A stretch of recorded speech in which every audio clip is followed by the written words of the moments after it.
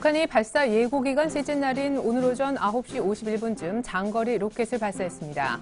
북한은 이를 광명성 3호, 2호기 위성이라 칭하며 위성 발사가 성공했다고 자축했습니다. 이에 우리 정부는 북한 미사일 발사가 유엔 안보리 결의의 명백한 위반으로 한반도와 세계 평화를 위협한다고 얘기했습니다. 정부는 또 긴급회의를 잇따라 소집해 경제와 금융시장에 미칠 영향도 들여다보았습니다.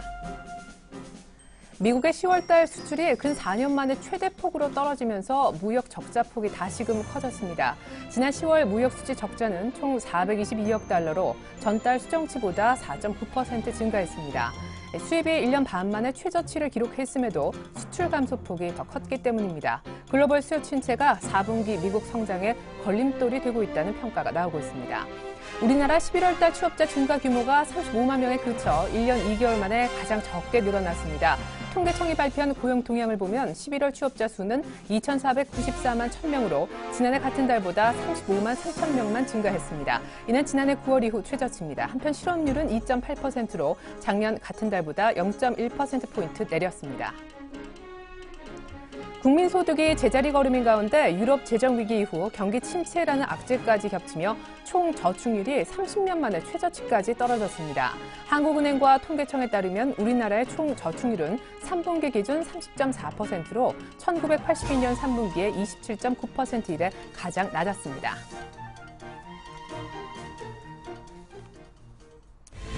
안녕하십니까. 오늘장 내일장의 최예린입니다. 내성이 생기는 것 같습니다. 북한이 기습적으로 장거리 로켓을 쏘아 올렸지만 주식시장보다 훨씬 더 민감하게 움직이는 환시장까지 약간 무덤덤하다라는 인상을 주고 있습니다. 물론 원달러 환율은 점점 낙폭을 축소해 장중한 때 상승 전환까지 하는 모습이 있었는데요. 외국인들이 10일 만에 파는 정도의 변화를 주었었지만 이마저도 쉽지 않습니다. 외국인들 곧바로 다시 사기 시작하면서 현물의 매수 기조는 계속 이어가고 있습니다. 오늘 같은 날 그것도 선물 옵션 동시만기 하루 앞두고 외국인들의 선물을 오히려 더 본격적으로 매수해주고 있는데요. 오늘 국가지자체까지 프로그램의 매수 쪽에 가담을 해주고 있습니다. 코스닥도 하루 만에 상승, 코스피부터 흐름 챙겨드리겠습니다. 자, 오늘 1970선 정도 장중에 계속 이 정도의 등락을 보여주고 있습니다. 북한이 로켓을 언제 쏘았는지 이 차트로는 도저히 알 수가 없습니다. 5포인트가량 어제 종가 대비 위쪽이고요. 이제 1960을 넘어 70선까지 안착하려 하고 있습니다. 자, 이번에는 코스닥 쪽의 흐름을 한번 보죠. 어제 1% 넘게 빠지면서 여러 개인 투자자들의 우려를 낳았던 코스닥인데요. 오늘까지도 기관의 무관심은 지속되고 있지만 외국인들의 매수가 오늘 다시 살아나면서 484선, 어제 종가상 480선 지키고 소폭이지만 반등을 보여주고 있습니다. 원달러 환율 쪽으로 가보죠. 오늘 2원가량 갭다운 출발하면서 심지어 1074선까지 내려갔었는데요. 하지만 원화 강세가 북한발 재료가 나온 이상 오늘 조금 진행되긴 어려워 보입니다. 소폭 상승 전환까지 했다가요. 지금은 어제 종가와 거의 비슷한 흐름이 나오고 있습니다. 네, 대선도 딱 일주일 남았는데요. 대선 관련 테마 오늘도 무너지고 있습니다. 또한 북한이 로켓 쏘면 언제나 오르곤 했었던 그런 법칙도 무너지고 있는데 방산주들도 딱히 강세를 띠지 못하고 있습니다. LG 디스플레이까지 수급이 깨지면서 5% 이상 급락하는 날인데요. 계속해서 오늘장 내일장 일부에서 준비한 소식을 보여드립니다. 애널리스트에게 듣는다. 우리 투자증권 김재은 연구원부터 만나보도록 하겠습니다. 오늘장 핫 이슈죠. 북한의 로켓 발사, 시장에 미친 영향력 짚어보겠습니다. 미국의 FOMC와 재정절벽 이슈가 시장의 추가 상승을 이끌어줄 수 있을까요? 장중에 소폭 10일 만에 팔았던 외국인, 중심의 향후 수급 전망까지 체크를 해보도록 하겠습니다. 이슈인 알바트로스 투자자문사 신승현 대표님과 함께 하겠습니다. 미국의 재정절벽과 Q4 기대감도 있는데요. 두 가지 이슈에 대한 전망 역시 확인하겠습니다. 중국의 경제 공작 회의에 대한 기대감도 있죠. 투자 초점 어디에 맞추면 좋을지 포트폴리오 차원에서 점검도 받아보겠습니다. 테마 톡톡 언제나 수요일마다 함께하고 있는데 오늘 세 가지 테마 보겠습니다. 북한의 로켓 발사에도 관련주가 무덤덤한데 이유와 전망 듣고요. 이제 딱 일주일 남았습니다. 대선 이후에도 오를 종목과 내릴 종목 옥석 가리기 해보죠. 셀트리온을 위시해 바이오주의 흐름이 좋습니다. 중장기적인 관점에서 매수가 가능할까요? 탑픽주도 알아볼게요. 일주일 동안 수익 어느 정도 내서 다이어리를 빨갛게 물들여줄 종목 알아봅니다. 알러브스탁의 전진우 팀장님은 높은 진입장벽으로 기술력도 있고 저평가 메리트까지 갖춘 MDS 테크가 좋아 보인다고 하십니다. 네, 역시 여의도로 나가보겠습니다. 우리 투자증권의 김재은 애널리스트, 안녕하세요. 예, 안녕하십니까. 네, 기습적으로 뭐 북한이 기술적 결함이 있네 뭐네 하더니만 장거리 로켓을 오늘 오전에 쏘아 올리지 않았습니까? 시장이 예, 너무 조용한데요. 예, 말씀하신 것 같이 저도 깜짝 놀랐는데, 네, 뭐, 보려면 과거 사례를 좀 봐야 될 것 같은데, 북한 이슈라고 하면은 뭐 한 세 가지 정도로 나눠지는 것 같습니다. 뭐, 핵 이슈 정도가 있을 것 같고, 뭐, 오늘처럼 미사일 발사, 뭐, 세 번째는 뭐, 교전, 뭐, 대치 관련된 이슈들이 있을 것 같은데, 좀 분류해서 보면, 그렇게 주식시장이 반응하는 것 같아 보이진 않습니다. 역사적으로 보면 큰 상관관계를 보이지 않는데 특히나 이런 미사일 발사는 더욱더 상관관계를 보이지 않고 있습니다. 보면은 한 2005년 동해상에 있었던 그 미사일 발사 때 뭐 직전일 대비 한 0.3% 하락한 정도를 제외하면 오히려 더 상승하는 경우가 많았거든요. 제가 뭐 정치적인, 뭐 국제정치적인 전문가는 아닙니다만, 그런 미사일 발사가 어떤 국가 안보에 미치는 영향들이 그런 뭐 핵 이슈나 뭐 직접적인 교전, 요거에 비해서는 약한 것이 아닌가. 그래서 오늘장 역시 그렇게 북한 이슈에 관해서 크게 반응하지 않는 것으로 판단하고 있습니다. 네, 교전이나 핵 이슈가 아니라 미사일 발사 정도였기 때문에 영향력이 좀 적었던 것 같다라고 분석을 해주셨네요. 그러면 시장이 여기에도 미동을 하지 않는다는 건 더 큰 재료를 기다리고 있다라는 방증이 될 수도 있을 텐데 이제 FOMC 회의 결과가 곧 나올 것 같고요. 재정절벽 협상은 어떻게 되는 겁니까? 12월 달 시간이 자꾸 가고 있잖아요. 예, 저희는 이런 불투명한 그 시장 상황이 한 내년 2, 4분기는 돼야 좀 일부 완화되는 모습을 보이지 않을까라고 생각되고 있는데, 뭐 이런 불안전한 환경은 뭐 지금 뉴스도 나오고 있고 뭐 향후에도 한 수일간은 이런 모멘텀에 흔들릴 것 같긴 합니다. 그러나 뭐 재정 절벽 문제 해결 가능성이 여전히 불투명하고 그렇기 때문에 오늘 같은 뭐 그 FOMC 뉴스가 열린다면은 뭐 모멘텀적으로는 뭐 긍정적일 것 같긴 하고요. 하지만은 결과적으로 보면 어떤 글로벌 경제에 대한 뭐 기대감이 재형성되는 모습이 나타나는 정도지 실질적으로 뭐 경기 회복 신호가 나타나고 있지는 않기 때문에 뭐 단기에 그치지 않을까라고 예상하고 있습니다. 네, 지금 말씀해 주신 건 FOMC에 한정된 분석이신가요? 예, 예. 예. 자, FMC의 어떤 좋은 결과가 나오더라도 단기 상승 재료 정도의 역할만 해줄 것 같다. 이런 분석해 주셨네요. 이제 수급 얘기 좀 나눠보죠. 오늘 외국인들이 살짝 팔아서 뭐 앞서 워낙 사줬기 때문에 원망할 생각은 없었습니다만은 다시금 또 사네요. 외국인들 현물을 이렇게 선물만큼 사주지 않는 이유가 좀 따로 있을까요? 뭐 수급을 예측한다는 것 자체가 뭐 주가 예측하는 것보다 더 어려운 문제이긴 하지만 네.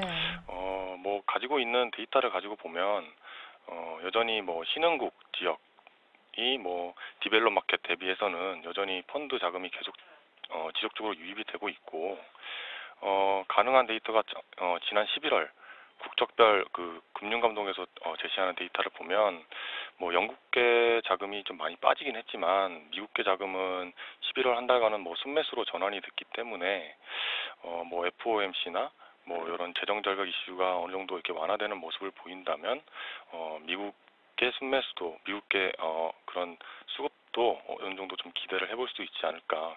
그래서 뭐 오늘 뭐 단기간 뭐 판다고 해서 뭐 수급 자체가 흔들릴 것 같지는 않아 보이고요. 그리고 뭐 주요 아시아 국가별로 보면은 뭐 한국, 대만, 인도 전체적으로 이렇게 순매수 형태를 보이고 있거든요. 이런 추세가 계속 이어가지 않을까 생각하고 있습니다. 예, 그렇군요. 자, 먼저 여쭤보고 싶은 거는 최근에 못 봤던 종목들, 계속 눌려 있었던 종목들이 요즘에 상승률 뭐 1, 2위에 이렇게 종목들이 보여지게 됩니다. 오늘도 예외는 아닌 듯한데 조선주가 정말 바닥 대비 얼마나 많이 올랐습니까? 이게 추세적 상승인지 여기서 그칠 건지 고민하는 투자자분들이 굉장히 많으시거든요. 어떤 시장이나 수급 전망을 떠나서 오늘장 마감 전략 섹터나 종목 중심으로 부탁드릴게요. 예, 저희도 좀 고민이 많습니다. 네. 지난 11월 중순 이후 이제 코스피가 계속 꾸준히 올라오고 있는데 보면은 뭐 철강, 화학, 건설, 조선 이런 정도가 좀 크게 기여한 것으로 보이는데 일단 보면 어떤 펀더멘탈 변화가 보이기보다는 어떤 수급적인 요인이 컸다라고 일단 판단되고 2013년 정도에는 뭐 글로벌 경기가 어느 정도 턴어라운드 될 예상이 모두 하고 있지만 실질적으로 지금 보이는 건 없다는 말이죠. 그 뭐 업종 뭐 재고량이라든지 뭐 공급 과잉 이슈가 여전히 있고 뭐 수요가 살아나지 않고 그리고 뭐 산업 사이클상의 뭐 변화가 크게 일어나지 않고 있고 전체적으로 그 기업이 모멘텀 자체도 이들 업종에 대해서 뚜렷한 변화가 감지되고 있지는 않습니다. 그래서 이러한 수급적인 원인에 따라서 주가 상승이 이렇게 나타났다는 것을 감안하면 중장기적인 상승세까지는 어려운 것이 아닌가라고 생각이 들고 있고, 다만 이들 업종이 이렇게 소외를 받다 보면서 밸류에이션 자체가 매력이 상당히 높아진 거는 많은 사실이기 때문에 어떤 경기에 대한 확신 때문에 이들 업종을 뭐 손바꿈해서 꽉 채워간다기보다는 어떤 분산형 포트폴리오에 그런 초점에 맞춰서 이들 업종을 일정 부분 담아가는 것이 낫지 않을까라고 생각하고 있습니다. 예. 그러면은 경기 민감주는 언제까지가 좋을까요? 지금 단순한 수급으로 인한 상승세라면은 언제까지 들고 가는 게 그나마 수익을 조금 극대화시킬 수 있는 시기라고 보시는지요? 글쎄요, 그것도 정말 어려운 문제인데, 네. 아까 말씀드렸다시피 뭐 어느 정도 올라왔기 때문에 차익 실현에 대한 어떤 수요가 조금 일어나지 않을까 그런 시그널이 보인다면 그때는 어느 정도 좀 차익 실현을 하는 게 낫지 않을까 싶습니다. 예, 뭐 미리 팔 필요는 없겠지만 확실히 지금 올라오는 낙폭과대했던 경기 민감주들 중장기 포트 편입은 별로 권하고 싶지 않다라는 얘기까지 확인했습니다. 우리 투자증권 김재은 연구원과 얘기 나눠봤습니다. 전략까지 감사합니다. 네, 감사합니다.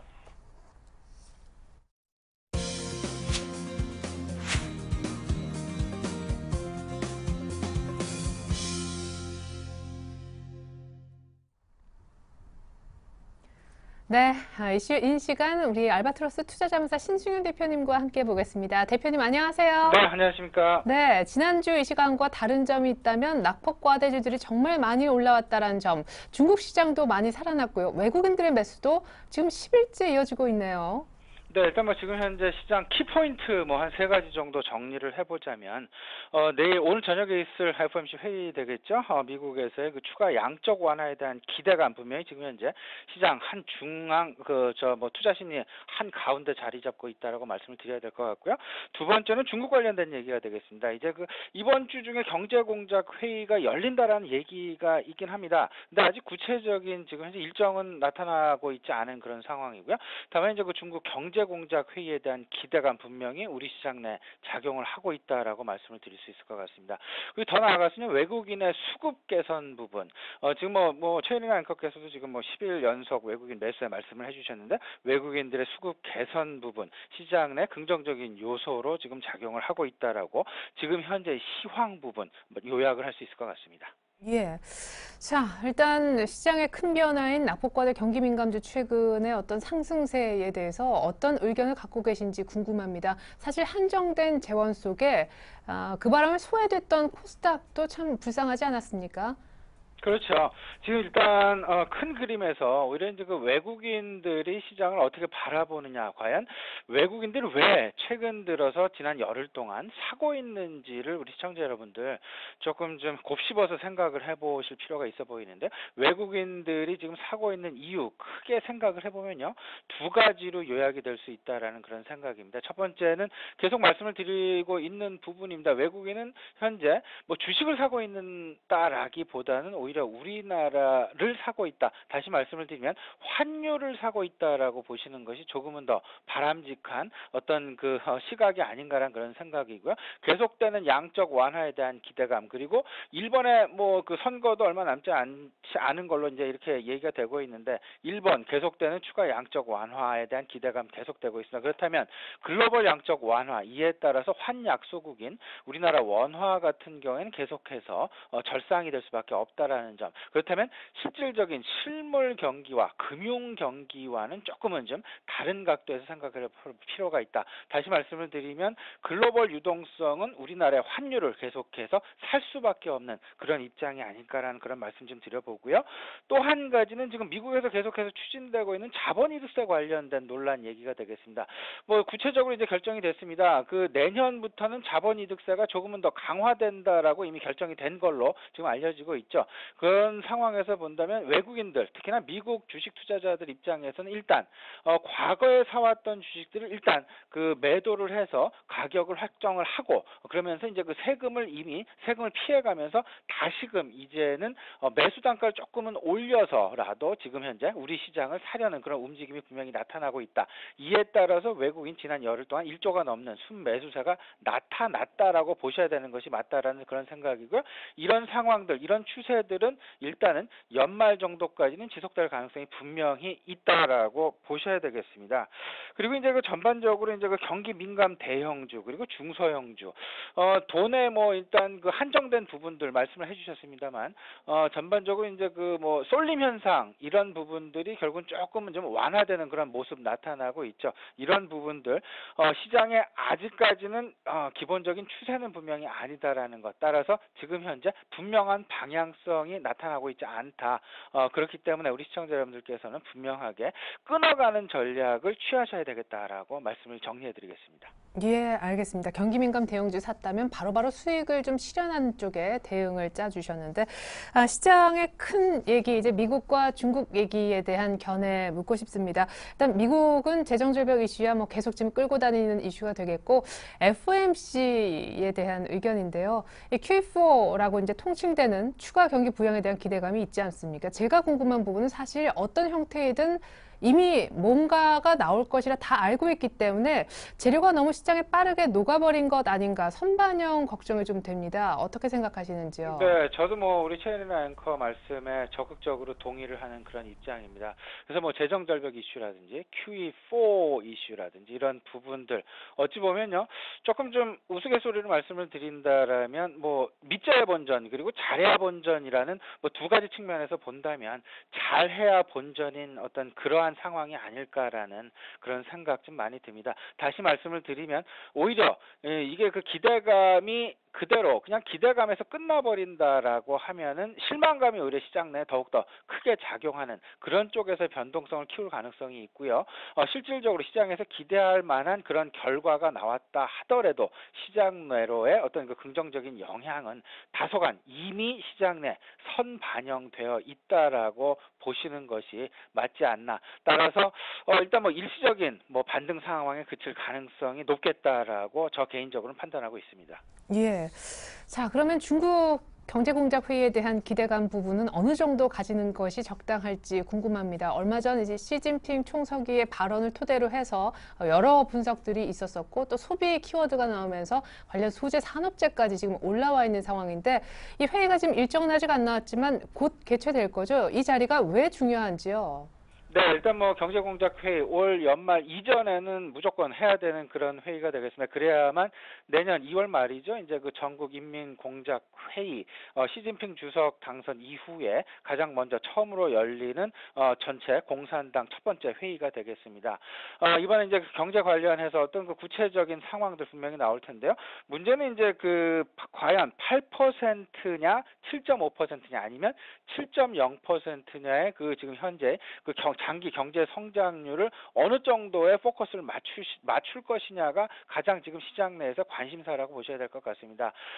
뭐 우리 시청자 다들 아시겠죠? 중국에서 계속해서 추진을 해왔던 어떤 그 성장률 바오바라는 그런 얘기 있습니다. 8%라는 그런 얘기인데요.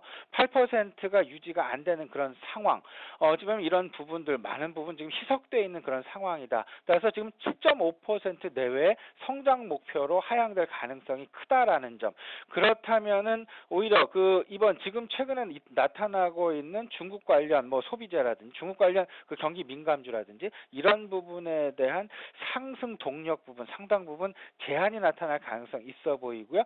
성장 목표를 어느 정도로 설정하느냐에 따라서 이 부분 뭐 결과하고는 상관없이요. 성장 목표가 어느 정도로 설정되느냐에 따라서 우리 시장 내 중국 관련된 경기 민감주들에 대한 움직임들, 변동성이 크게 나타날 것으로 이렇게 생각이 됩니다. 하지만 확실한 부분은요, 오히려 성장의 중심축이 지금 생산보다는 소비 쪽으로 많이 이동하고 있다라는 점, 이런 부분들로 인해서 소비 관련주들, 내수 소비 관련주들은 오히려 계속해서 탄탄한 어떤 흐름 분명히 보일 것으로 생각이 되니까요. 오히려 변동성을 추구하시기보다는 조금은 좀 중국 관련해서는 안정성을 추구한다는 그런 차원에서 내수 소비주 쪽으로 조금 중심을 접근을 계속 해나가시는 게 조금은 더 바람직한 전략이 아닐까라고 정리를 하고 싶습니다. 네, 중국 경제 공작회의 어려운 내용들이 많이 나올 수도 있지만 시청자분들 입장에서는 내년도 중국의 성장률에 대한 전망치, 그 수치를 꼭 확인하실 필요가 있겠다 생각이 듭니다.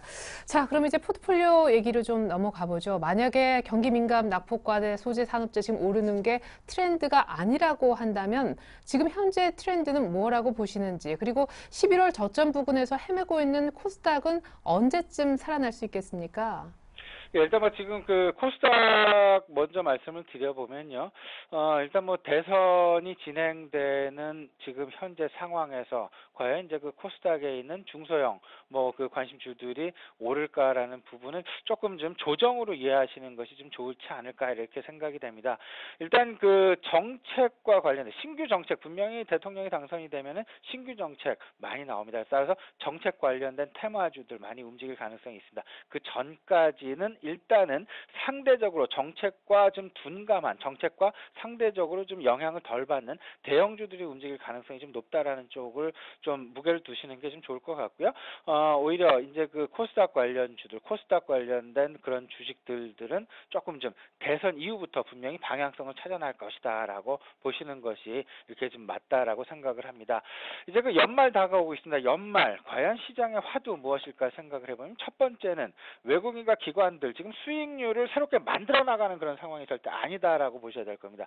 수익률, 이때까지 만들어 온 수익률을 천천히 그리고 확실하게 정리해 나가는 과정에 들어가 있다라고 보셔야 될 것이고요. 그렇다면 신규로 나타나는 종목은 분명히 상당 부분 제한적이다라는 것을 보셔야 될 것 같고요.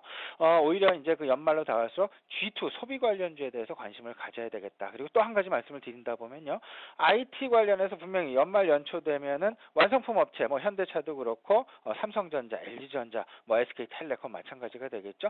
설비 투자 부분에 대한 어떤 내년의 설비 투자는 이런 정도로 이어가겠다, 몇십 조 이어가겠다, 이런 발표들 많이 하고 있습니다. 그와 관련된 움직임이 분명히 통신 그리고 반도체 장비 쪽 그리고 부품 쪽에서 나타나게 됩니다. 그런 부분들 꼭 체크를 해보셔야 되겠고요. 또 한 가지 더 나아가서는 지금 현재 스마트 관련된 기기들, IT 기기들 이제 혁신이 아닙니다. 이제는 진화로 이동하고 있습니다. 진화 어떤 방향으로 이동하는지 보셔야 되겠고요. 최근에 계속 나타나고 있죠. 휘어지는 스마트폰 얘기 계속 나오고 있고요. 어제는 또 이제 투명 텔레비전 관련된 얘기 분명히 나왔습니다. 이런 부분들 분명히 혁신 관점에서 접근하시는 게 아니고요. 진화 관점에서 접근을 하셔야 되겠습니다. 그렇다면 진화 부분은 다시 말씀을 드리면요. 시장 내 관심 종목들이 매우 빠르게 움직이고 있다라는 쪽으로 해석을 하셔야 됩니다. 따라서 철저하게 이 종목 갈 거야라고 당장 사가지고 길게 들고 가시는 것이 아니라요. 짧은 관점으로 계속 보셔야 되겠다라는 그런 말씀 정리하고 싶네요. 네, 그럼 포트폴리오에서 역시 가장 중심축으로 보시는 IT의 비중 40%는 유지하시는 겁니까? 낙폭과대주는 추가 매입하실 생각이 없으신지요? 네네. 일단 IT주는 한 40% 계속 이제 완성품 쪽에 삼성전자라든지 하이닉스 그리고 LG 디스플레이 마찬가지가 되겠습니다. 대형주 쪽으로 한 20% 그리고 스마트기기 부품 쪽에 한 10% 그리고 장비 쪽 역시 한 10% 관점 유지하시는 게 좋다는 그런 생각이 들고요. 이제 지난주하고 조금 달라진 부분은 이제 낙폭 과대주들인데 저평가주 왜 이렇게 많이 빠졌을까? 이 회사가 이렇게 빠질 이유가 없었을 텐데 하는 그런 주식들 분명히 나타나고 있습니다. 제가 대표적으로 보는 주식이 지금 현재 제가 이제 이때까지 종목을 별도로 사실 거론을 하진 않았었는데요. 만도라든지 GS 건설 그리고 현대 상선 어떤 업종하고 상관없이 어떤 밸류에이션 관점에서 상당 부분 많이 낙폭이 크게 나타나고 있는 그런 종목들 좀 관심을 가지실 때가 되었다라고 좀 말씀을 드리고 싶습니다. 그리고 아울러서 뭐 자원개발주들, 자산주들, 그리고 내수주들 역시 전반적인 어떤 그 거시 환경 속에서 계속 꾸준히 들고 나가셔야 될 종목이다라고 정리를 해드리겠습니다. 예, 그러면 만도, GS건설, 현대상선, 낙폭과대 저평가주 3선은 좀 짧게 보는 관점입니까? 예, 뭐 한 10%, 20% 정도, 뭐 그래서 한 15%, 20% 정도는 뭐 가지 않을까 싶습니다. 일단 오늘도 보니까 만도 좀 제가 그러니까 쓰고 났는데 이게 좀 올랐더라고요. 그래서 이게 좀 제가 뒷북치는 거 아닌가라는 그런 오해도 받을 수 있겠는데 저는 계속해서 만도 이게 눈여겨봐왔던 주식이었고요. GS건설 역시 좀 과도하게 빠진 주식이다라는 그런 생각 많이 하고 있었습니다. 그리고 현대상선 연말로 갈수록 어떤 그 현대상선 관련해서 그리고 현대그룹 내에서의 어떤 그 움직임 분명히 나타날 가능성이 있습니다. 눈여겨보시기 바랍니다. 네, 감사합니다. 지금까지 신승영 대표님과 함께 이슈인 시간 가져봤고요. 포트폴리오 종목 3선까지 공개를 해주셨네요. 종목까지 감사합니다. 잘 들었습니다. 네, 수고하십시오.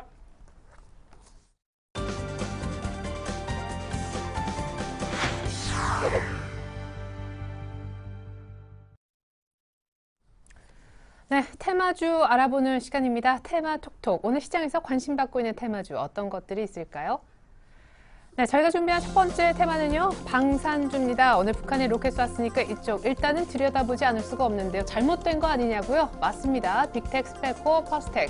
북한이 로켓 쏘면 평소 오르던 종목들이 지금 내리고 있는데 오늘 한 번 더 오르지 않았느냐? 아닙니다. 올랐다가 지금 다 급락세로 바뀌고 있습니다. 아쉽죠? 두 자릿수 이상 올랐다가 다 파란불로 바뀐 상태. 미다스 정도만 빨간불 유지하고 있네요. 자, 이번에 저희가 두 번째로 준비한 테마는요. 뭐 남북 경협 관련주 역시 반대로 이쪽이 북한이 로켓 쐈는데 남북 경협 관련주 개성공단에 위치한 기업들 이쪽이 오르고 있다. 일부 종목이 한 절반 이상이 오르고 있어요. 역시 예상을 뒤엎는 그런 결과가 주식시장에서 펼쳐지고 있습니다. 자, 대선이 딱 일주일 남았습니다. 일주일여 남은 것도 아니고 이제 일주일 뒤에 투표해야만 하는데요. 우리들 제약 하한가 가면 이게 한 5일 연속 하한가가 되나요? 자, 비웍스와 한글과 컴퓨터 제외하고는 뭐 약간 소폭의 하락 외에 일반 인맥 테마라 불리는 것들은요. 거의 급락이라는 표현이 더 어울릴 듯한 낙폭이 오늘도 나오고 있습니다. 자, 이번에 마지막으로 바이오 쪽 보죠. 오늘 셀트리온 이슈 있고요. 8% 정도 급락했고 이뿐만 아니라 LG생명과학도 슬슬 돌리려고 하네요. 일동제약 이제 2대 주주로 녹십자 맞고 나서 오늘 비만 치료제 독점 공급 계약까지 따내면서 상한가 들어갔고 신일제약 만만치 않습니다. 연일 계속 상한가 치고 있는 그런 종목이죠. 셀바이오텍도 오늘 8% 이상이면 신고가가 아닌 듯 싶습니다. 16,000원대 주가 형성되네요. 자, 북한 관련 테마주 흐름부터 챙겨보겠습니다. 예상과는 180도로 다르게 지금 흐름이 나오고 있는데 말이죠. KTB 투자증권 압구정 지점 김근호 과장님 연결해 보겠습니다. 안녕하세요. 네, 안녕하십니까? 네, 북한이 로켓 쏘고 나서도 좀 머쓱할 것 같아요. 주식시장뿐만 아니라 관련주 흐름은 완전 정반대로 돌아가는데요. 네, 맞습니다. 뭐 오늘 북한 로켓 발사가 좀 있었는데 시장에 사실 뉴스가 좀 돌았을 당시에는 조금 영향력은 있었지만 지금 상태는 일단 뭐 뉴스가 나오기 전 상황으로 좀 돌아간 것 같고요. 북한 로켓 발사 이슈는 사실 굉장히 좀 많이 나왔었던 이슈였기 때문에 점차 그 영향력이 굉장히 좀 미미해져가는 것 아닌가. 그러니까 지금은 오히려 북한 로켓 발사에 따른 속보가 나왔을 때 장이 좀 빠지면 오히려 좀 매수 기회로 삼으시는 분들이 굉장히 좀 많이 나타나신 것 같습니다. 이런 부분도 봤을 때 영향력은 그렇게 크지 않다라는 말씀 드리겠습니다. 예. 자, 그러면은 지금 이런 나름대로 방산주 매매하시는 분들은 큰 재료라 할 수 있는 것이 나왔는데도 장중에 잠깐 급등하고 이렇게 곧바로 급락세로 돌아서고 있는데 관련된 종목 어떻게 매매해야 좋을지요? 네, 일단 뭐 제가 말씀을 드렸듯이 영향력은 역시나 미미하다. 그러니까 이 로켓 발사에 따라서 방산주 같은 경우에는 고가 대비해서 굉장히 좀 지금 현재 상황은 좀 밀리는 양상을 좀 보여주고 있습니다. 그 이유는 역시나 그만큼 북한 로켓 발사가 영향력이 그렇게 크지 않다라는 얘기들을 좀 대변해주고 있는데요. 뭐 대표적인 종목들 대부분 다 방산 관련해서는 올랐다가 좀 윗꼬리를 달고 좀 밀려주는 모습들을 좀 보여주고 있습니다. 그러니까 북한 로켓 발사가 이 테마죠. 그러니까 이 방산 테마 쪽에 미치는 영향은 순간의 어떤 영향이었다. 그리고 전반적인 우리나라 시장에 대한 미치는 영향도 역시나 단기적이다라는 말씀도 드리겠습니다. 예. 그러면 지금 매매해 볼 만한 종목은 전혀 없는지, 의외로 오늘 같은 날에도 남북 경협주는 오르는 모습을 보여주고 있지 않습니까? 네, 맞습니다. 남북 경협주 같은 경우에는 뭐 대표적인 종목들이 많이 있는데요. 뭐 말씀을 좀 드리면 좋은 사람들 뭐 로만손, 이화전기, 신원, 뭐 조비, 제용솔루텍 뭐 이런 회사들이 있는데 일단 종목별로는 뭐 그렇게 큰 움직임은 좀 없는 것 같습니다. 남북 경협 관련해서 그렇게 크게 뭐 뉴스가 나왔기 때문에 뭐 리스크가 좀 발생했다라는 부분도 아닌 것 같고요. 그 중에서도 좀 종목을 이 경협주 중에서는 좀 매매를 해보고 싶다라는 분들이 계시면 그 중에서는 역시나 로만손이 가장 좀 매력 있지 않을까라는 말씀을 좀 드리고 싶은데 그 이유는 역시나 주가가 굉장히 좀 많이 밀렸었고요. 사실 로만손 같은 경우에는 이 남북 경협에 따른 어떤 그런 이슈가 아니더라도 충분히 좀 숫자도 괜찮고 회사 밸류에이션 상으로도 괜찮은 종목이다라는 말씀을 좀 드리고 싶습니다. 그래서 사실 이 로만손이라는 회사를 좀 나이가 드신 분들은 이 시계 브랜드로 굉장히 좀 잘 알고 계신데 물론 시계만 가지고 있는 회사는 아니고요. 최근에 뭐 핸드백이라든지 주얼리 사업 등의 매출 비중이 조금씩 올라오고 있기 때문에 이런 부분들을 감안했을 때는 오히려 지금 수준에서의 어떤 로만손 주가는 좀 매력적으로 보인다라는 말씀을 좀 드리고 싶고 이 남북 경협과 방산 통틀어서는 그나마 로만손이 좀 괜찮다라는 말씀 덧붙이고 뭐 방산 쪽에 좀 해보시고 싶으신 분들이 계시다면 그나마 대형주인 하나 정도가 좀 이 모양새나 자리 위치 같은 것을 따져봤을 때는 하나가 조금 더 대안될 수 있는 종목이 아닐까라는 말씀도 덧붙여 드리겠습니다. 네. 그러면 로만손 가격대만 좀 끝으로 잡아주시죠. 지금 한 네. 10,000원 정도에서 움직이는데요. 네, 뭐 매수를 하시고 싶으신 분들은 한 9,800원대에서 지금 가격대는 뭐 매수 권역으로 좀 이용을 해보셔도 된다라는 말씀을 좀 드리고 싶고 만약에 조금 더 나는 보수적이다라는 분들은 121선 조정까지는 좀 기다려 보셔도 무방하다. 그러니까 가격적으로는 한 8,850원, 뭐 8,900원, 9,000원 초반이 되겠죠. 이 가격대까지 좀 기다려 보셔도 될 것 같고요. 이 자리에서는 반등이 좀 나올 수 있다라는 말씀 드리고 이 목표가로는 1차적으로 한 11,000원 정도 부근은 한번 트라이는 나올 수 있는 종목이 아닐까라는 말씀도 덧붙여 드리겠습니다. 네, 감사합니다. 로만손 가장 좋게 보셨네요. 가격대까지 짚어주셨던 분 KTB투자증권 압구정지점 김근호 과장님이셨습니다. 감사합니다. 네, 감사합니다. 네. 자, 그리고 저희가 두 번째 준비했던 테마인 그리고 안 들여다볼 수 없는 대선 관련주. 오늘 사실 화면에는 보여지지 않고 있지만요. 오늘 뭐 아가방 컴퍼니 같은 다소 박근혜 테마주들은 약간의 상승세를 보여주기도 했었습니다만 역시 조금 밀리는 그런 양상입니다. 어떤 재료가 있어도 조금 더 밀리느냐, 계속 더 많이 밀리느냐의 차이지 추세적으로 좀 밀리고 있는 대선 테마주들 어떻게 하면 좋을까요? 자, 이 부분은요. LNS 파트너스 하창봉 팀장님께 여쭤보도록 하죠. 하 팀장님 안녕하세요. 네, 안녕하십니까. 네, 대선이 일주일 남았는데 테마주들은 어떤 이유와 뉴스를 갖다 붙여도 안 되는 것 같습니다. 일부 뉴스에서는 폭탄 돌리기다 이런 표현까지 나오고 있는데 이미 돈을 넣으신 분들은 어떻게 하면 좋을지요? 네, 뭐 오늘 보니까 오늘 일부 뭐 SNS 관련주라든지 뭐 아니면은 그 사람인 관련해서 이제 취업 관련주 약간 반등을 해주는데 전체적으로 계속적인 약세 흐름을 좀 이어왔던 것 같습니다. 계속적으로 내려왔습니다만 타이밍적으로 보니까 안철수 전 후보가 역시나 야권 단일화 어떤 그 약간 우회적인 방법이었죠. 그 방법 이외 실제적으로는 뭐 계속적인 하락세를 좀 이어왔다 보는 것이고 대표적으로 이제 문재인 테마주에 속해 있는 뭐 우리들 생명과학이라든지 그런 종목들은 계속 좀 한가를 갔었는데 아무래도 뭐 우리들 생명과학만 그런 것이 아니라 사실은 이제 대주주이든 지분 매각 그런 이야기까지 나오다 보니까 투자 심리는 상당히 좀 악화됐지 않나 보겠고요. 오늘 뭐 산발적으로 일부 종목들이 조금 반등을 하는 흐름을 좀 보여주고 있습니다만은 아마 우리가 처음에 생각했던 뭐 최고가 대비해서는 너무 턱없이 아직 많이 내려와 있지 않나 그렇게 보겠습니다. 예. 자, 그러면은 대선은 다가오는데 추세적으로 하락은 막을 수가 없고 대선이 끝나면 혹시 또 오를까 하시는 분들을 위해서 대선 이후에도 오를 종목, 아니 이후가 되면은 오르기라도 할 수 있는 종목과 계속 더 밀릴 것 같은 종목을 좀 옥석을 가려주시면 좋을 듯한데요. 네, 일단은 그 대선 테마 중 이렇게 보시면 좋을 것 같아요. 제가 보니까 이제 그 5년마다 다가오죠. 학습 효과라는 게 있습니다. 시장에서 계속 그런 이야기 하는 것처럼 계속적으로 결과론적으로는 아마 본인이 그 종목들이 1년 전 주가를 아마 갖다 놓을 수 있는 가능성이 상당히 많다 말씀드리겠고요. 물론 그때까지 딱 떨어질 것 같지는 않습니다만은 좀 그렇게 보시고 중요한 거는 앞으로 반등력도 좀 제한될 수 있다는 겁니다. 그 이유는 바로 신용장고에 있는데 실제적으로 지금 코스닥의 그 신용장고 자체가 지난주 기준에서 대략 1조 8천억 정도가 됩니다.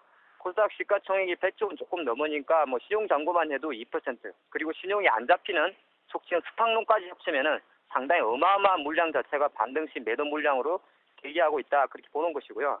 제가 판단할 때는 일단은 아마 대선 다음 주 수요일이죠. 수요일로 된다 그래도 아마 종목들이 그렇게 이제 더 이상 내려가기에는 좀 제한될 거라 봅니다. 왜 그러냐면 실제적으로 앞으로 대선 이벤트가 끝나고 나면 종목들은 하락은 진정될 것입니다. 근데 중요한 것은 반등이 제한되면서 거래량 감소까지 갈 수 있기 때문에 속칭 말해서 지금 수준에서 제가 판단할 때 여기서 투매는 늦었다고 봅니다. 충분히 앞으로 있는 4거래일 동안에 작지만은 반등 모멘텀 올 수 있다고 보기 때문에 전체적으로 그림에서는 그렇게 한번 보시고요. 자, 대선이 끝났을 때 과연 물론 목요일 아침이면은 하루 정도는 반짝할 겁니다. 박근혜 관련주가 됐든 문재인 관련 두 사람 중에 한 명은 되지 않겠습니까? 설마 기호 3번은 안 되겠죠. 두 사람 중에 한 명 될 거기 때문에 반짝 반등은 하는데 막 하루짜리 반등이지 않겠나 그렇게 보는 것이고 대선 끝나고 나서 5개월 종목이라 제가 좀 생각을 해봤더니 역시나 인맥보다는 역시나 그 정책들 중에서 조금 가시적이면서 큰 정책에만 포커스 맞추셔야 할 것 같습니다. 요즘 보니까 뭐 헬스케어라든지 클라우드 컴퓨팅 관련주는 복지라든지 중소기업 살리는 데 어떤 흐름이 있기 때문에 좀 관심을 가져도 될 것 같고요. 한 가지 약간 정말 대선 테마 중에서 오를 만한 거 하나 생각해봤는데 그는 신공항 테마주는 혹시나 모르겠습니다. 그는 사실은 박근혜 관련주로 많이 물려 있습니다만은 뭐 영웅철강 같은 종목이 되겠죠. 하지만 신공항은 사실은 박근혜가 되든 문재인이 되든 조금 필요한 정책입니다. 그래서 그쪽은 조금 오르지 않을까 보겠고 그리고 나서 반짝 반등 후에 내릴 거는 철저한 인맥 관련주입니다. 뭐 대표적으로 박근혜 관련주에는 보령메디앙스, 뭐 문재인 관련주에 예를 들어서 우리들 제약 그리고 뭐 안철수 관련주에 써니전자 이런 종목들은 아마 반등도 상당히 약할 것 같습니다만은 네 관심 종목에서 좀 멀리 해야 되지 않나 보겠습니다. 예, 그러면 대선 이후에도 될 만한 쪽은 신공항 관련된 테마의 몇몇 종목들이고, 이제 인맥 테마는 대선 이후면 정말 힘들어질 거다라고 하셨는데, 그럼 인맥 관련 테마는 지금 뭐 손실을 몇 % 보셨든지 간에 대선이 끝나기 전에 어떤 식으로든 정리를 꼭 해야 되겠네요. 네, 그렇죠. 오늘부터는 제가 보니까 더 내려가더라도 아마 5%, 10% 이내로 제한될 것 같기 때문에 한번 기다려 보시고요. 반등은 나옵니다. 나오는데 중요한 거는 반등 폭이 약하다는 거죠. 그렇기 때문에 실질적으로 캠프 진행에 상관없이 제가 판단할 때는 최소한 뭐 한 월요일, 화요일 정도에 일정 부분 좀 정리하고 사실 대선 결과 수요일 이후 이벤트, 목요일을 기다리는 무리한 투자는 아니지 않나 그리 보겠습니다. 네, 감사합니다. 지금까지 대선 테마주 옥석 가려주셨던 분은요, LNS 파트너스의 하창봉 팀장님이셨습니다. 감사합니다. 네, 감사합니다. 네. 자, 그리고 오늘 저희가 마지막으로 준비했던 테마 바로 바이오 쪽이죠. 오늘 상한가 가는 종목들도 많고 코스피 유가증권 시장 내 업종 상승률 1위도 바로 의약품 쪽입니다. 자, 10% 뭐 상한가 들어간 종목 또 7% 후반대 셀트리온이 오늘 무엇보다 아주 인상적인 모습을 보여주고 있는데요. 뭐 배당 그리고 액면 분할 아주 격포제도 있습니다. 이쪽에 대한 분석은요. 샘플러스 남은호 원장님한테 좀 요청을 드리려 합니다. 원장님 안녕하세요. 예, 안녕하십니까. 네, 오늘 셀트리온 모습도 굉장히 좋고 전반적으로 시장이 이렇게 강할 때 원래 제약주가 뜨지 못하는데 굉장히 강세예요. 이게 추세적으로 좀 갈 수 있다고 보시는지요? 예, 기존에 우리 제약주라든지 바이오주들을 움직임들을 본다면 특히 이제 거래소에서는 상당히 좀 제약주가 많이 있었는데요. 이 제약 산업이 수십 년간 어떤 성장을 하지 못했다 이렇게 볼 수가 있습니다. 그래서 업종으로 본다면 굉장히 변방에 있었던 업종이었고요. 어떤 큰 매력 가져가지 못하는 성장보다는 일정한 이익만을 그대로 꺼집어내는 일정 부분의 횡보의 흐름들이 쭉 나타났다면 이 글로벌 전체적으로 지금 제약 그리고 바이오 제약의 어떤 성장이 굉장히 좀 가속화되고 있는 부분입니다. 그래서 우리나라 제약업뿐만 아니라 우리나라 바이오업도 두 개의 어떤 융합 효과에 의해서 상당히 좀 성장 가능성이 좀 클 것으로 지금 기대가 되고 있는 부분이거든요. 그래서 그간 내수 중심에서의 어떤 제약 업종에서 이제는 이제 수출 그리고 전체적인 파이를 키워나가는 흐름들이 나타나고 있다 이렇게 볼 수가 있겠습니다. 오늘 같은 경우에는 물론 이제 셀트리온의 액면 병합과 그리고 주식 배당에 대한 기대감들이 이제 큰 폭으로 상승을 만들어냈었는데요. 이러한 부분들이 항상 종목에 반영되기보다는 타이밍이 굉장히 중요하거든요. 그래서 최근에 어떤 계속적으로 이 셀트리온이 수개월 동안 조정을 보였다는 점에서 이미 가격적인 메리트가 생겼던 부분이고요. 그에 따라서 이 정도의 호재든 다시 한번 이 공매도 부분에서 강력하게 대응하겠다는 의지가 들어있는 것 같습니다. 또한 우리 이 바이오 업종 전반적으로 좀 봐야 될 부분들은요. 이 미국의 어떤 아멕스 생명공학 지수를 좀 볼 필요가 있는데요. 대세는 이 바이오 제약이다라는 것을 전형적으로 보여주고 있는 것 같습니다. 2009년 같은 경우에는요, 500포인트대 머물렀던 지수가요, 작년 같은 경우는 1000포인트, 그리고 지금 같은 경우는 1500포인트를 돌파해 나가고 있는 부분이거든요. 그렇다고 본다면 세계적인 트렌드도 이 바이오 제약의 어떤 그 강세는 계속 이어질 가능성이 크고요. 우리나라 같은 경우에도 이제 초입 단계가 아니겠나. 최근에 뭐 바이오 특허가 이제 만료되면서 제약 특허들이 만료되면서 비아그라의 어떤 그 제네릭들이 굉장히 많이 나온 것뿐만 아니라 본격적으로 이 제네릭 시장이 2013년에 활짝 열릴 것으로 기대가 되고 있거든요. 그래서 오늘 같은 경우에는 이 셀트리온 효과뿐만 아니라 내년 이 바이오 제약 시장에 대한 재평가가 충분히 기대된다는 의미에서 전체적인 제약주들도 순환매가 들어오면서 아주 강한 흐름들이 나타났다. 이렇게 볼 수가 있겠습니다. 네. 자, 바이오 관련된 종목들 최근 흐름 보면은 연일 어떤 재료인지 몰라도 상한가를 계속 치는 종목도 있고, 뭐 사실 뭐 M&A 소식도 있었었고, 얼마 전에 뭐 단독 공급 계약 이런 소식이 있으면 또 곧바로 상한가에 가서 이제 마감을 하는 그런 모습이 있는데, 오늘 사실 신고가 내는 종목도 있고 급등한 셀트리온도 있고 해서 어느 종목에 좀 매수를 해야만 수익이 날지 고민이 또 되실 것 같아요. 예, 맞습니다. 어떤 업종이든 테마든 전반적인 가장 기본은요, 그 업종이나 테마에 어느 정도의 관심도가 이제 몰려 있느냐가 가장 중요하거든요. 그래서 어떤 종목이 재료가 나오더라도 즉각적으로 시장이 반응하는 경우가 있고요. 많은 재료가 나오지만 전혀 반응하지 않는 때도 있다는 거죠. 그렇지만 지금은 바이오와 그리고 제약 관련해서는 어떤 재료가 나오면 즉각적으로 시장이 반응하고 있다는 것 자체가 굉장히 관심도가 커져 있다는 것으로 볼 수 있고요. 그에 따라서 매집도도 상당히 좀 증가된 부분이기 때문에 상한가도 좀 가볍게 나타나는 부분이거든요. 그래서 향후 지금 뭐 상한가를 계속해서 해 나가고 있는 종목에 대해서, 즉 일동제약 같은 종목들은 지금 연 상한가가 4번째 이루어지고 있는 부분인데요.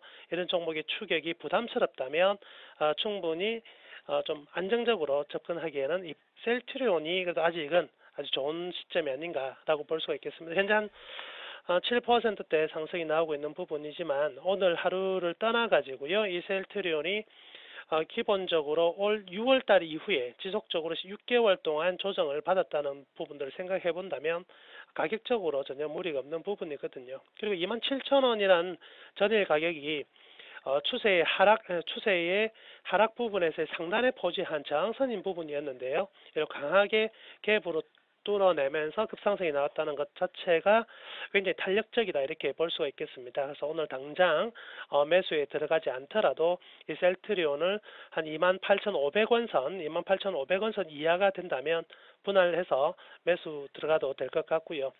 단기적인 목표는 한 32,000원까지는 어렵지 않게 나타날 수 있겠습니다. 현재 매수의 양이 상당히 좀 강하게 들어있는 부분과 이 재료가 조금 더 반응이 될 가능성이 많고요. 그래서 단기 목표는 한 32,000원 정도, 그리고 내년 상반기 정도를 본다면 중기 목표 내년 기대감까지 가져간다면 한 35,000원까지는 어렵지 않을 것으로 이제 판단이 되는데요. 다만 이런 재료에 의해서 상승한 부분이 과연 그간의 매집도가 얼마나 강하고, 그리고 현 가격대에서 차익 실현 욕구들이 어느 정도 강하느냐에 따라서 가격이 순간적으로 밀릴 수도 있거든요. 그 부분을 고려해 본다면 한 27,000원 정도 라인은 손절매 가격대로 설정하시면 크게 무리가 없을 것 같습니다. 네, 부담 없이 사볼 만한 바이오주 탑픽은 셀트리온이었고요. 1, 2차 목표가 매수, 손절가까지 잡아주셨습니다. 샘플러스 남문우 원장님의 분석이 있었습니다. 감사합니다. 네, 감사합니다.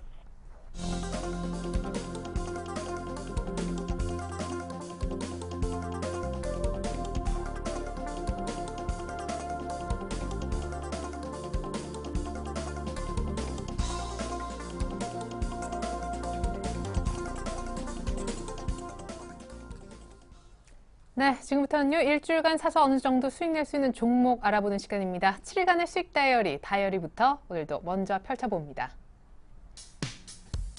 자, 오늘 왕관은, 네, 사실상 박준 과장님이 왕관 쓰시긴 했는데 어제 이 실현을 내셨고요. 저희가 신이라고 좀 별명을 붙여드리고 싶어요. 어제 전량 나머지 2분의 1 물량 팔겠다라고 했는데 오늘 바로 FTN에는 2% 정도 조정을 보였습니다. 단기 고점에서 팔라 사인 주셨던 박준 과장님의 왕관을 이기태 과장님은 서원인텍 거의 신고가 부근에서 5일선 샀기 때문에 지금 조금 조용한 흐름이고요. RCD는 어제 급락할 때 샀는데 아직까지는 하루 만에 수익 내기는 조금 어려워 보입니다. SFA는 차곡차곡 수익 쌓아가다가 어제 약간 흔들, 오늘까지 흔들. 그래서 수익이 아직은 안 나는 상황이 되겠고요. CTC바이오가 이틀 전에 상한가 가고 어제 고점 만들고 오늘도 밑골을 달아주는 아주 강한 모습 속에 7.7% 수익이 났습니다. 목표가도 들어가죠. 그래서 오늘은요. 저희가 알러브스탁으로 가서 전진우 팀장님 한번 만나보도록 하겠습니다. CTC바이오를 추천해 주셨던 분이시죠. 팀장님 안녕하세요. 네, 안녕하세요. 네, 사실상 왕관을 쓰신 것과 진배 없네요. 일단 축하드리겠습니다. 저희 상한가 들어가고 나서 연결 한번 해보고 싶었는데요. 네, 딴 분이 더 잘하셔가지고. 예, 아닙니다. 오늘도 밑골이 다는 거 보니까 조금 더 신세가 나지 않을까 기대도 되는데 AS 부탁드리겠습니다. 한 주간 좀 움직임 바로 차트를 좀 보시면서 말씀드리면요. 네. 지난주 목요일, 금요일 좀 시장 하락으로 좀 한 주간 좀 순탄치만은 않았어요. 근데 중간에 필름형 발기부전 치료제에 대한 독점 판매권을 테바에 계약을 체결을 한다는 소식에 상승을 했고, 그런 이제 뉴스에 좀 급하게 반응하는 거는 항상 개인들이죠. 개인들 매수세로 한 27,000원대 이상 상승을 하면서 단기 목표가로 말씀드린 26,500원을 좀 도달을 했었는데, 좀 다시 가격적인 조정을 좀 받고 있고요. 근데 현재 상승 추세는 여전히 살아 있습니다. 그리고 또 치매 치료나 천식 그리고 알레르기 치료에 대한 그 이후에 또 다른 판권 계약도 협상 진행 중에 있기 때문에 지난주에 종목 소개드릴 때 말씀드린 대로 캐틀랜트나 테바 이런 해외 매출에 대한 기대감 여전히 가지고 있고요. 다만 이제 시장 변동성이 크다 보니까 종목도 움직이 굉장히 극단적으로 좀 나오죠. 그래서 상승을 해도 꾸준히 상승하기보다는 구간별로 좀 조정을 받는 움직임인데, 기존에 종목 좀 홀딩하고 계신 분이나 아니면 신규주로 진입하시는 분 현재 구간에서 가능하고요. 오늘도 24,500원대 좀 저점으로 다시 이렇게 반등하는데, 현재 구간 24,000원대, 4,500원대 이거 무너지지 않고 가면은 홀딩하고 신고가 만드는 29,000원대를 좀 2차적인 목표가로 바라보시고요. 손절가는 24,000원을 손절가로 좀 갖고 대응하실 종목으로 말씀드리겠습니다. 네, 결국 CTC바이오 손절가 약간 상향 조정으로 AS를 받아보았습니다. 오늘 추천주가 MDS테크라면서요. 이쪽이 참 못 움직였었는데 유비벨럭스 하고요. 그런가요? 네. 오늘 좀 관심 갖는 거는 수급 내용이랑 요 기술적인 움직임에서 MDS테크 좀 초점 두고 소개해 드리려고 해요. 이 회사는 전자제품 내에 내장되는 전자제어 장치, 인베디드 소프트웨어 만드는 회사인데요. 그 전자장치를 관리하고 통제하는 시스템이기 때문에 컴퓨터나 가전, 휴대폰 이런 전기전자 쪽에 다양하게 적용이 되고요. 특히 내년도에는 자동차 사업 부분에서 좀 본격적으로 성장하면서 실적 개선이 정체기를 좀 극복할 것으로 좀 예상이 되고요. 그리고 국방이나 항공 분야 요거는 좀 진입장벽이 있는 시장이죠. 거기서는 또 중장기적으로 성장세에 지속할 것으로 보여지는데, 좀 전에 말씀드린 대로 좀 기술적인 부분이랑 수급 움직임에 좀 더 초점을 두고 말씀드리는 거기 때문에 바로 좀 차트 이것도 보면서 말씀드릴게요. 차트를 좀 길게 보시면요. 12,000원대에서 16,000원을 좀 박스권으로 놓고 최근에 움직임을 보여주고 있고요. 그리고 특히 이 12,500원대에서는 계속 반복적으로 저점을 반등을 주는 구간이었어요. 그래서 지금 현재 이 구간에서 좀 반등 움직임을 좀 보여줄 것으로 기대가 되고요. 또 하나 이 수급 주체를 보시면 수급 주체를 보시면은 이 종목 지금 현재 시가총액 1,100억 원 정도의 되게 소형주거든요. 근데 수급 주체는 보수적인 연기금이나 보험 쪽에서 매매가 이루어지는 종목입니다. 그래서 시총이 작음에도 불구하고 기관들 수급이 이루어지는 거는 이 회사가 가지고 있는 기술 경쟁력이나 시장 진입장벽, 성장성이 있기 때문에 그런 것으로 보이고요. 그렇기 때문에 좀 아까 말씀드린 대로 시장 좀 극단적인 움직임 줄 때도 상대적으로 좀 안정적인 움직임 보여주고 있고요. 한 주간의 어떤 급등의 움직임을 기대하고 매매하는 종목은 아니지만 오늘 현재 12월 10일 현재 시점에서 다음 주 한 주간 좀 안정적인 매매를 할 종목으로는 그렇게 소개를 드릴 수가 있을 것 같아요. 네. 매매 가격대 말씀드리면요. 요 박스권 움직임 안에 예상하고요. 13,000원 오늘 뭐 요 이하의 뭐 하단 부분에 접근하고 단기 목표가로 한 10% 정도 수익권은 14,300원 바라보시고요. 손절가는 요 박스권 이탈하는 12,000원 말씀드리겠습니다. 네, MDS 테크 설명 들어봤습니다. 감사합니다. 네, 감사합니다. 네, 이상으로 1부 마칩니다. 잠시 후 2부에 다시 오겠습니다. 고맙습니다.